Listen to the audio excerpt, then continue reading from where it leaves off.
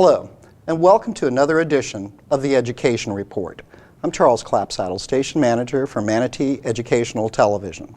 The Education Report is a special series of programs that focus on the issues, the success, the challenges, and the scope of Manatee County's public education system. In a district the size of Manatee County, there are many facets to a successful school district. Financial accountability, infrastructure, operations, and a strategic vision are to name but a few. But on this edition of the Education Report, we want to focus on what is the integral part of our education system, curriculum and instruction. It's been said that the success of any school system can best be measured by the success at the school and classroom level. Now this year, there are several key issues that will impact curriculum and instruction. Issues like the new Florida standards, new student assessment test, new reading series, a new teacher evaluation system, and other challenging tasks that need to be implemented. Now, to address these issues and others, we're very pleased to have with us Deputy Superintendent for Instruction, Dr. Diana Green. Dr. Green, thank you very much for joining us and taking the time out of your very busy schedule to be here today. Thank you. Now, joining Dr. Green are Dr. Pamela Craig, Director of Professional Learning, Cynthia Saunders, the Executive Director of Secondary Schools, Annette Cordelia, the Executive Director of Elementary Schools, and Judy Laurent, the Executive Director for Elementary Schools. Thank you all for being here. Now, Dr. Green, I want to start with you, if I may. There's been some really significant news just lately about the new scores that came from FCAF for Manatee County. These were certainly welcomed good news. Can you tell us a little bit about what the impact that was on Manatee County schools? Well, I think it was a tremendous impact for our community. As you know, we've had our challenges this year, both financially as well as many other issues that could have had a dramatic impact on our test scores this year. Correct. But I am so pleased that the teamwork of the district, our school-based administrators, our teachers, and our students came together through a difficult situation and maintained the focus on academics. And we are now reaping the benefits of that dedication to ensuring our students receive a quality education. So I just want to point out that this year, we had to overcome budget challenges. Exactly. We had to overcome many other legal situations, hiring. We had to go through a massive cut in personnel, and our schools overcame that, especially our challenging Title I schools. Exactly. They did a tremendous job. The writing scores of our Title I schools were the highest it's ever been. We outpaced most districts by 10%.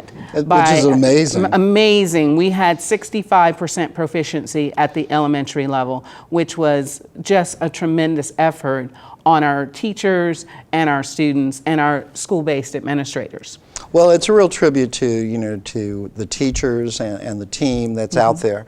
And if I may, I think the Manatee County School District was singled out by the Secretary of Education, as achieving some great goals this year in improvement. School grades went up pretty much. There's still work to be done, but the school grades went up significantly. Yes, Commissioner Stewart, Pam Stewart, did give praise to Manatee County Public Schools, and we truly appreciate those words of encouragement. And you did point on something very important. We still have a lot more work to do, and I know that it can be done because of the people that are sitting on this panel and the other members of our team. So I would like to give Ms. Saunders an opportunity to talk about secondary school grades, because I actually was the executive director somewhat of elementary schools, and Ms. Saunders was handling the secondary schools. Well, this year alone, you've really achieved a lot with the secondary schools, Ms. Saunders. Tell us a little bit about that and the track that you're on. Well, I think Dr. Green had reiterated it already, but it definitely is a team effort. We all came together, we formulated a plan, we brought in formative assessments that occurred quarterly so we could monitor the progress of the plan along the way and make tweaks when and if necessary. And I think that was a vital part of the academic improvement. It's something that the teachers and the administrators have been wanting. Mm-hmm. They wanted information to know. Right. We all worked very hard in the summer to formulate what we think is the right track, but they really didn't have a lot of processes in place to monitor that process prior. So that was effective. So these were new initiatives that Yes. the district put in place, for the improvement of at all levels, not just secondary, but at all levels. Correct. And so, and it went down right to the classroom level. Absolutely, and then the teachers were able to go in and immediately see the data of their students' performance on these quarter assessments and know which students needed a little bit more assistance. And by providing that assistance and preparing them for the outcomes of the state assessment at the end of the year, they performed. The students rose to the challenge. The teachers, you have to credit them, because without effective teaching going on in the classroom, whatever plans we come up with are for naught. So you really have to credit what's going on in the classroom. That's an excellent point. Dr. Green? Yeah, I'd like to point out, Ms. Cordelia has joined us as Executive Director of Elementary, but she can speak firsthand as a principal at Bayshore Elementary, and what efforts that we put in place, not only for the secondary, for the elementary, and how that had a dramatic effect on her school, because her school went up a letter grade. Well, that's got to be a great thrill for you to see that go up. And I think for every school, when they see their scores improved, it's got to be a great reward, to see that improvement. But from your perspective as a principal and now as an executive director for elementary, what are the important assets that you see developing? Well, I have to say, I've been here in this district for about 8 years and loved Manatee County, worked along with the systems that we had in place, but I am thrilled with the changes that have taken place over the past year since this team has come on board. Mr. Mills, Dr. Green, it's just, we've seen a different direction, I think. Things that we had planned to do in the future but never seemed to put in place are now being put in place. That's an excellent point. With the systematic formative assessments, teachers, they had actual data to work with and to be able to examine closely, to meet together, to be able to tweak things as needed in the instructional side of everything that we did in order to impact student performance. And what's interesting, it was not only on the level of the teachers and the administrators, but the students were actually the ones who were excited about watching their own scores improve, watching what they did come to fruition as far as being able to see success. So I believe at just stepping out of a school and being in a position now as an executive director, I am excited about the possibilities of being able to take that further. We've accomplished a lot, and as Dr. Green said, I'm one of those schools that did move up a school grade, and we've been celebrating, and the principals are celebrating. But it's now time to get really serious and say, okay, the system's in place, now let's really soar. Well, I would suggest, and I would welcome your comments, to have data in place, that's really understandable and that you can work from to develop, processes, for improvement, has got to be an invaluable tool at every level of the school, whether it's secondary or elementary. Absolutely. Ms. Saunders talked about the formative assessments. It was a tremendous amount of effort upon the assessment team that we have at the district. We all pitched in. There were times Ms. Saunders was in there. There were times I would be in there, helping develop those assessments, implementing it for the schools. The principals had access to a database called Quick Query, and the data was very easy to read. Good. They knew immediately when they took their assessments online, the results were, as soon as they hit submit, it would send the results right back to the school. So the principals were ecstatic. Today we took an assessment. By this afternoon, I can meet with my teachers and talk about what are the things we felt were impacting that particular assessment. And what are the areas you could improve on. Right. What standards do we need to go back and tweak or refocus our instruction? Because they had data analysis, it would tell them how many students got the answer correct, how many, and what answers did students choose. So if students chose answer A, but A was wrong, but over 80% of your students chose answer A, they can now have that conversation. Why did they choose A? What are things that are misconceptions for students? A lot of that happens in mathematics. They'll choose A, and it may have been, well, A didn't carry the 1. So now I know I need to go back and reteach borrowing or carrying, and so that students can correct that and they won't miss that particular question the next time around. So the scope of analytics that's available is pretty tremendous. I mean, down to the class. And that's a great thing. But I want to move on a little bit, if I may, Dr. Green. I mean, there's certainly a lot of things going on, and one of the key things that's happening this year, as we move into the new school year, is the new Florida standards, which is going to be across the state of Florida. Now, how is Manatee County preparing for that, and what is going to be implemented under this new Florida standards? Well, the wonderful thing about a team is that I don't have to know all the answers. And so I'm going to ask Dr. Craig to talk about the Florida standards. We've had the conversation with our school board. I presented on the Florida standards. We talked about the instructional shifts that need to occur. We have trained teachers last year on our early release Wednesdays. We called them Professional Learning Wednesdays on those instructional shifts. So this year it's going to be more about true implementation. And Dr. Craig has worked with her team to create a professional development model that we think is going to be very successful on implementing the Florida standards. And Dr. Craig, this is a big step for the entire state. It's an exciting step because we're asking students to be learning how to think, not just memorizing information. So they may not do well on a game show, but they'll be able to think and problem solve as things move along in the world and begin to address that. So it's very exciting for us to think about what this means for teachers and how do we help teachers change the traditional way of instruction in order to engage students more appropriately in thinking and learning activities, and that really is our focus.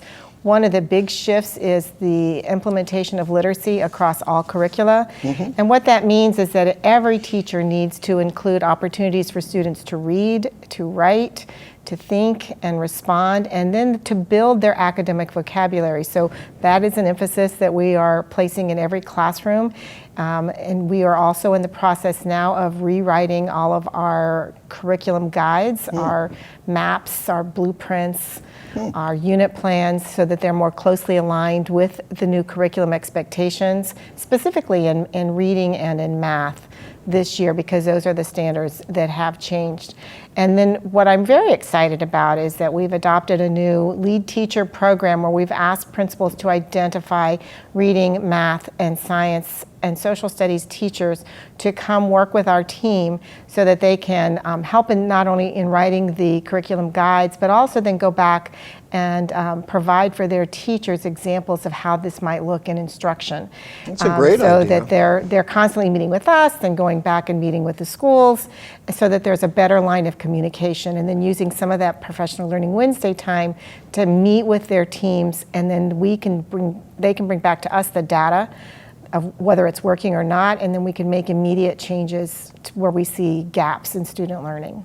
So it's an ongoing process, not only at the district level, but it really cooperates well at the school level as well. So you have this constant, support mechanism that's in place, to help teachers and principals, achieve, greater success. That's our plan. And I think it's an excellent thing. And I think the Florida standards, as you mentioned, Dr. Craig, where it's talking about developing critical thinking, that's the key phrase that I've heard over and over, that it's a change, but in the long run, it's a much more challenging aspect for students to get a hold of, and teachers. And so one of the things we want teachers to ask in every class is, how do you know what you know? Not just, is this the answer? Is 13 the correct answer in a math problem, but how did you figure that out? And how are you certain whether or not it's the right answer? And that changes again the way we think and requires us to engage students in conversations, to have them write answers that explain their thinking and then use their written word to determine whether or not they really know it. And again, That's a good point. it changes how we not only teach and say what they have to learn, but how we assess and gather information from them to determine whether or not they truly understand it. Well, let me take your thought that you expressed and go to Judy over here as an executive director. How is that Florida standard? How are you looking at this for your elementary schools? Well, I think one of the most exciting things is that the 3 executive directors are going to have instructional specialists that are going to be able to work directly in the schools, helping them to implement the Florida standards. So they're also going to be working with data teams and helping the schools to analyze what how their scores were and what their scores are on the formative assessments that we have during the year. So those people will be working with us on a regular basis and with each of the schools. We each have about 15 schools or 15 principals to work with and their leadership teams. So each of the specialists are going to have probably 3 or 4 schools that they will center in on. So to me, that's Good very idea. exciting. A lot of support for the schools where the instruction actually happens. So. Well, the one We're thing that I thrilled. see developing here is there's a real team approach on this, at every level. So it's like, each one kind of reinforces the other one. So you have that constant sense of not only teamwork, but a sense of cooperation as well. Absolutely, Charles. The Florida standards and everything else that we're going to talk about on this show is basically the 800-pound gorilla, and the only way you're going to defeat it is one bite at a time. And if we're all sharing in that effort, then we'll be able to be successful. The quality of the team that's on this panel is just one aspect or representative of what we feel is going on in Manatee. Our principals are excited. Our principals feel supported. Our principals feel like I'm going to be an instructional leader for my school, and I'm going to have the support of the district in areas that I may not be strong in, Right. but also I will have an opportunity to collaborate with my fellow principals where they can share best practices back Great and idea. forth. Each of the executive directors will have their own principal meetings, allowing them to share with one another, as well as once a month, they'll come K-12 and the superintendent will be the person working with them for the first hour of our meeting. But this is an opportunity for Manatee County to really start to shine and start to move forward. And as Mr. Mills says, our desire is to be in the top 10% of our state. And it's going to take this type of effort. There is not one single one of us that knows all the answers, but together we can find all of the answers needed to solve our issues and our challenges for Manatee County Public Schools. And I hope you can just see the excitement of what we have accomplished and what we believe we will accomplish. Well, I think if I may quote you, I think when the results from the FCAT came back, you said, "Well, we shot for the moon, but we've landed among the stars." And I think you're on the road to and endeavoring very diligently, not only to improve, but to ensure the academic success for each and every child, and that's a worthy goal. And I can see the enthusiasm here from your team of putting this together. But there's a wide variety of other things that you're going to be tasked with this year as well that are a bit daunting, and I want to go through some of those and get your response to it. First of all, there's a new reading series, and I'd like to hear from Ms. Saunders and as well.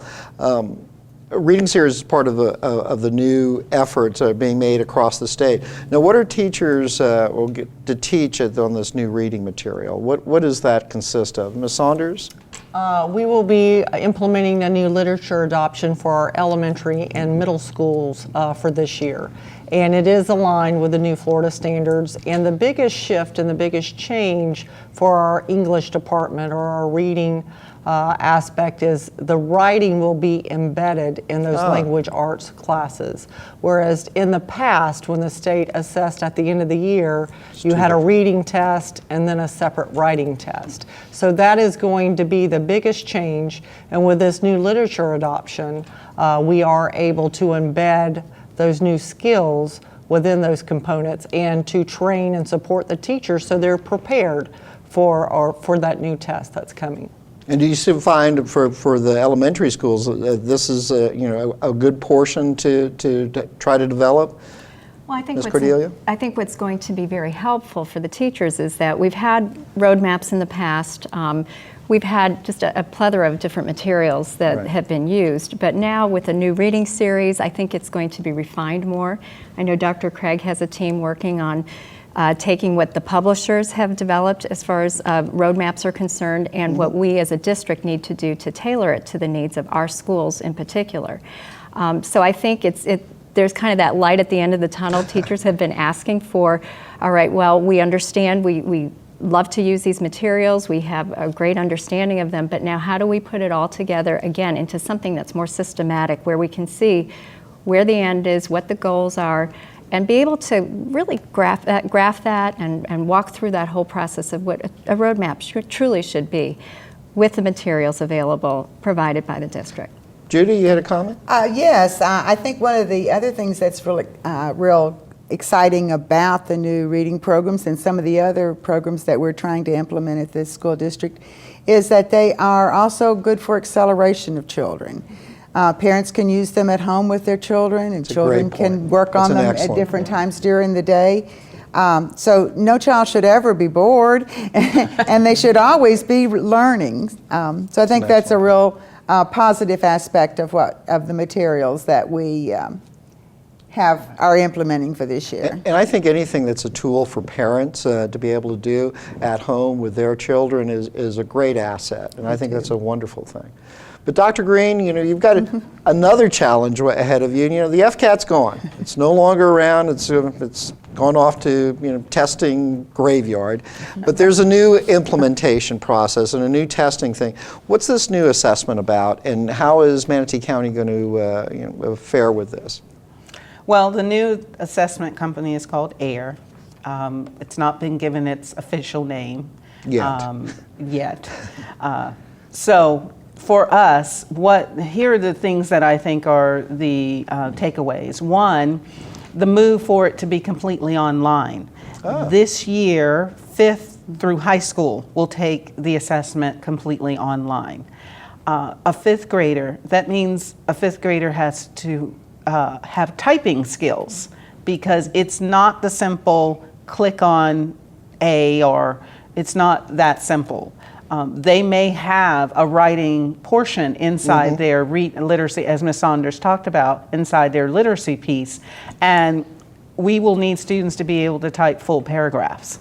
And so that is something that we have prepared for by offering 2 additional digital software products for our schools, one called iReady, the other one's called Laboratory 2.0, where our students will engage in rigorous text that will allow them to use online tools, allow them to type full paragraphs. So we want them prepared. Part of the assessment is simply being able to remove roadblocks, such as using a computer for the first time. So our 5th grade students will be highly engaged in using laptops, tablets, or standard computers with much of the curriculum that we will be implementing. The new reading series has a digital aspect. So when Judy talked about students can work on it from home, our students will be able to access our reading series from home. They'll be able to access iReady and Laboratory 2.0 from home. So it's almost that 24/7, anywhere, anytime type of learning. And that's very important too, because you have the interaction with the parents, with the family being there, or siblings or whatever. You have that kind of engaged digital community, so to speak, and that's a great opportunity for children. And I think one of the key things also, and I don't know the exact number, but didn't the school district just purchase, or in the process of purchasing, thousands of laptops? I believe it's 5,000 or 6,000 laptops that are going to be available for students as well. Absolutely. We were able to purchase a little over 6,100 laptops. Excellent. That's amazing. And the Judy, Annette, and Cindy worked with our IT department to look at an equitable way to distribute them throughout the those laptops district. throughout the district. We're meeting with the elementary principals this afternoon. We'll be talking about the laptops and how they need to best utilize those, knowing that our fifth graders for the first time will take everything online. They're accustomed to taking math online, which Sure. is a very different, less typing. You're simply choosing the correct answer. This will be a huge change for them, as well as our middle schools and high schools. I don't want to leave them out. Yes, they're used to taking online assessments, but they're not used to typing in full 5-paragraph essays. And so part of the challenge we face with the new assessment is making sure that technical things are not going to be a roadblock for our students. The other piece is the rigor of that assessment. We all received sample test items a couple weeks ago, and they're not FCAT-like. They are very different. And part of that is preparing not only our principals, but our teachers for that shift and the type of experiences that students need to have in the classroom to prepare them for that. Every state that has implemented, whether they call it Georgia standard, the new type of Common Core standards, they've seen a drop in their test scores. And Florida is saying we need to be prepared for the same issue. But we believe that if we can get out in front, share the information with our schools, and provide that support through the executive directors, the instructional specialists, the lead teachers, continuing to refine that Manatee County is right for not having as massive of a drop, and that maybe we can stay the course where, because it is so, other things that it can change. be so deflating that this year we are celebrating all 24 schools increasing their letter grade, and next year, because of the new assessment, we don't want it to be seen, well, what happened to Manatee County Public Schools? But we're going to be working hard every day with our principals to ensure that whatever support they feel they need, we're going to be able to provide it for them. Well, it would seem to me that there's a very systematic, very disciplined way that you're approaching not only the level of instruction, but also the dissemination of instruction as well, at your level, at the executive level, down to the principal level, down to the teacher level. So it's a very disciplined way of doing that and providing that access to information and support that all schools need. Absolutely. And I think that's a great thing. So let's move on a little bit, because there, as curriculum instruction, there's a lot of things that are coming up this year that you're going to have to address as a team and as a school district. And one of those is the district's implementing a new teacher evaluation tool, which is a very important criteria. And it's called the Charlotte Danielson Teacher Evaluation System. Tell us a little bit about what that is, why it's important, and what's that going to consist of for the teachers. And I'm sure you'll agree that Manatee County has some of the finest teachers in the state, very dedicated, committed teachers. Tell us a little bit about what this evaluation model is going to be doing. Well, we're implementing the 2007 version of the Charlotte Danielson model for teacher evaluation. Several years ago, Senate Bill 736 passed. It is a law that went into effect about performance pay and teacher evaluation systems. And the state basically put out 3 types of models. You could choose Charlotte Danielson, Marzano, or a hybrid. Manatee County at that time chose somewhat of a hybrid. With this year, with the new implementation of performance pay, for new teachers, that means you are starting in Florida or Manatee County as of July 1 this year, you are required to go to a performance pay plan. We needed a fully research-based type of evaluation system. Right. And so in collaboration with our MEA, we reviewed Marzano and Charlotte, and a committee came together and chose the Charlotte Danielson model. One, for the ease of implementation. Two, fully developed rubrics for teacher, media specialist, guidance counselor. And three, it's an easy system to use with a third-party software product for principals to use, whether it's a tablet to use for the evaluation of the teacher or the rankings. And so that is why we chose that particular model. We are excited that our principals have started the training. In June, we offered the first 2 of 4-day training of Charlotte Danielson. We'll finish up on August 5th and 6th. We will also train our teachers the first week of pre-planning. They will get a half-day training. And we purchased the Charlotte Danielson book. It is an easy read, can be read in an afternoon, and so the teachers will have access to the rubrics. They'll be able to read it on their own. It is just a model that is more conducive to teacher growth. It's about helping our teachers continue to refine their craft, and it is not a gotcha. And teachers, much like students, will always know where they stand. In the old model, they never knew where they stood until the end. With the Charlotte Danielson model, they'll know after every walkthrough or every observation where they are as it ranks between highly effective, needs improvement, and unsatisfactory. So a teacher, going through the Charlotte Danielson model then, will see at any point, well, perhaps I need to improve communication skills or interaction or whatever the case might be. They'll be able to do this as the process develops. Absolutely. What a great idea, instead of waiting till the final end and saying, well, I should have, could have, would have done better. So what a great idea. Now let me just pose this question for you as well, is that you've talked a little bit about the importance of collecting data and the importance of having that analytics available at every level so you can make informed and decisions.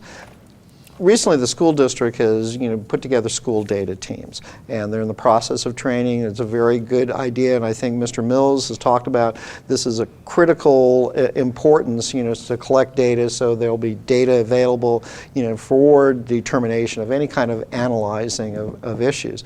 Tell us a little bit, and I'm not sure who wants to talk about school data teams, but what's the extent of that training and how? And they're going to all schools. It'll be available for all schools. Absolutely. I'm going to let anyone on the panel. I know Annette and Judy they've attended. I attended the first day. It is a 2-day training, and so I'm going to allow them to kind of discuss the parts and pieces of that training. Well, I would be happy to address that because I happened to just step out of a meeting, a data training meeting for this particular activity. Really, it's all about Mr. Mills and Dr. Green's vision of being very planning things prior to implementing. So looking at data, taking that data, preparing a plan that's strategic, that's really geared towards what your students need, then executing that plan, moving forward with it, having goals set, being able to check on those goals, and then finally looking at the student performance based on that execution of the plan. Right.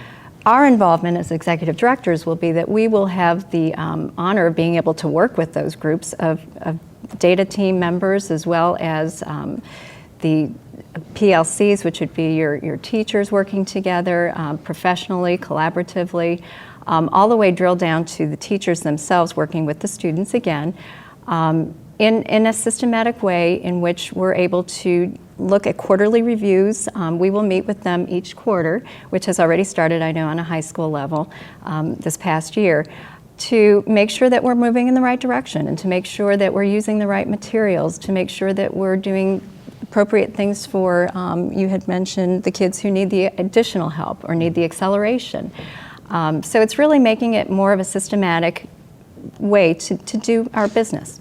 This is a very thorough process then at every level. A school data team will come in, will reevaluate, and then report back to you and say, well, these are areas that need to be tweaked or improved, or this area, needs some special interest. And Judy, what do you find, with about the importance of these school data teams? Well, I'll have to tell you, I just came back to the school district after being gone for 4 years. And I was watching what was happening in the school district, and I'm convinced that the success of last year's successes came because this team that was here last year actually worked with the schools on the same kind of thing as the data team, the data training that we're going through now. And of course, we've had data training before, but this time it's really being implemented correctly, and we're monitoring it. Well, that's a critical thing. If you have data and you don't act on it, or it's dormant for a while, you're not really using that data in the performance. And Ms. Saunders, let me ask you, as the executive director for secondary schools, this has got to be critical information that you'll be able to receive from these data teams to kind of improve across the board, not only test scores but graduation rates and just about everything. Absolutely. Our sole purpose of being here is to make certain that we're graduating students. So it doesn't matter if they're in elementary, middle school, or high. That is what we're charged with. So we started this process last year. We're fine-tuning it now. I think you mentioned before, it's a continual improvement model. Right. But whatever plan you had in place, you have to make adjustments when the state or the rules change.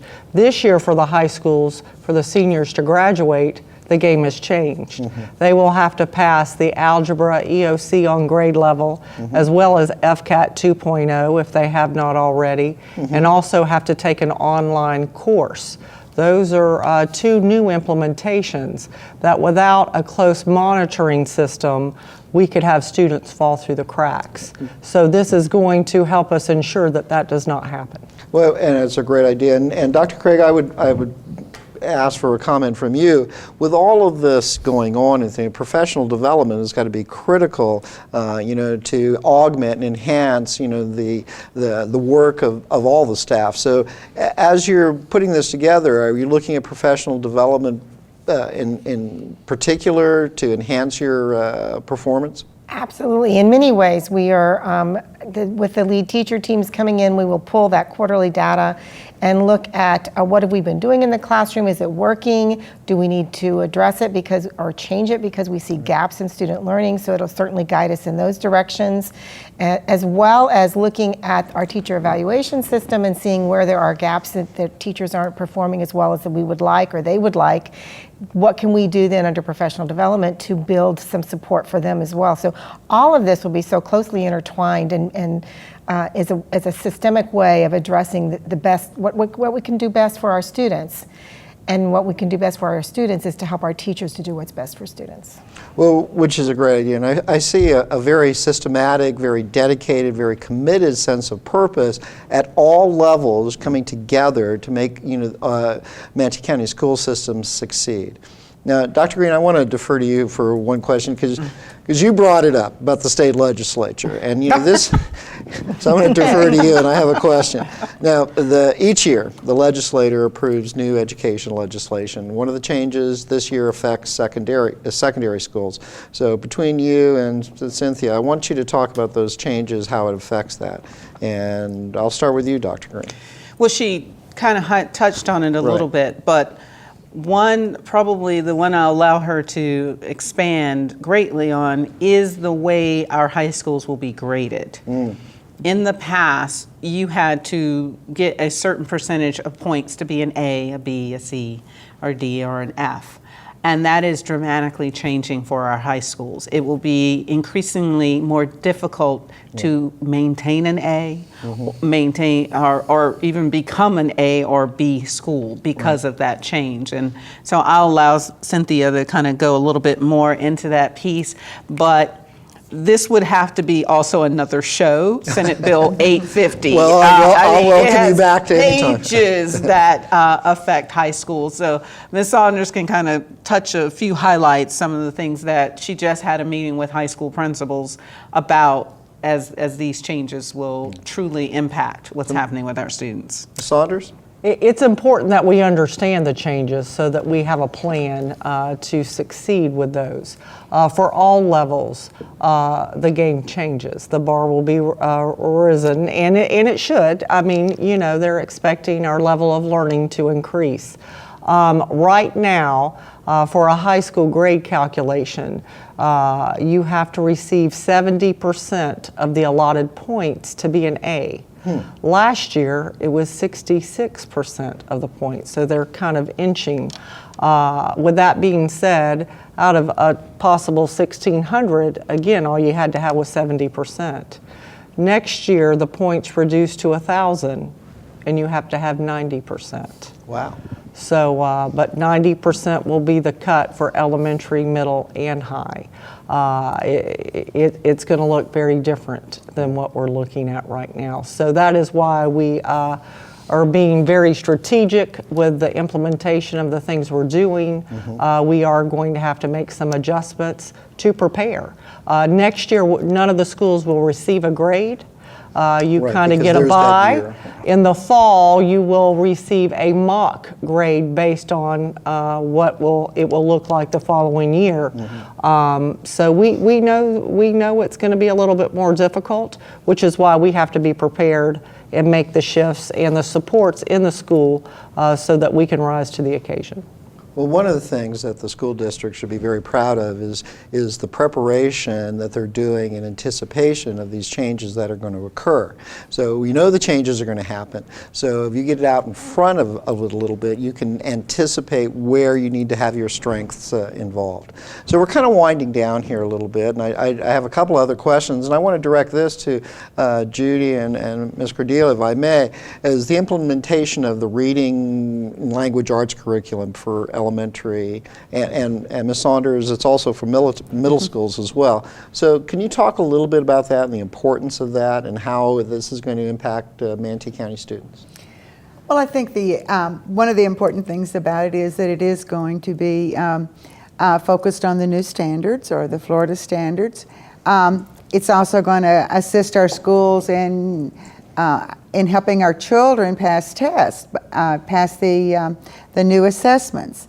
But I think the most important thing is that we want to be sure that every kid in Manatee County gets the absolute best educational experience that we can give them. So even though we're talking about testing, we're talking about making points, it's still down to the individual child, so that every child gets that great experience.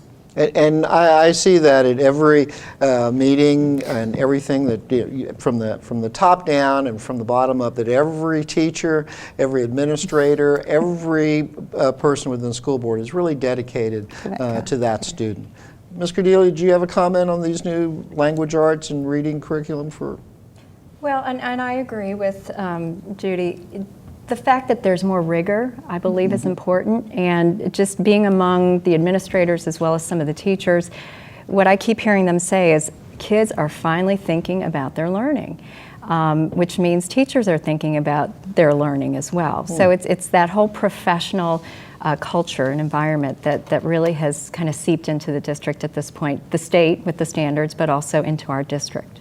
Well, I mean, that's an excellent point. If I could just touch briefly on that, is that there's a new culture, a new set of circumstances, a new emphasis perhaps, on developing the very best systems and the very best students. And that's kind of evident not only from this conversation today, but some of the plans that have been put in place. So you're all to be, congratulated for that.